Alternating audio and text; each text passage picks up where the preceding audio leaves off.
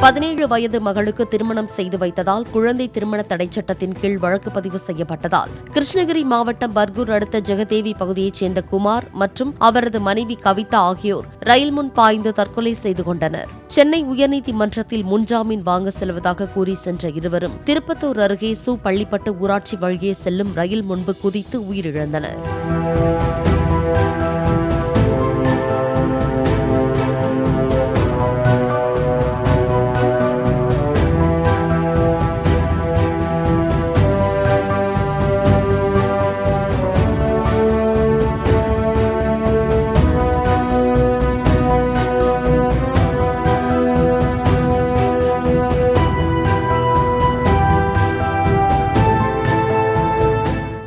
Play store மற்றும் app ஸ்டோரில் இருந்து பாலிமர் செயலியை QR கோடு மூலம் பதிவிறக்கம் செய்யுங்கள்.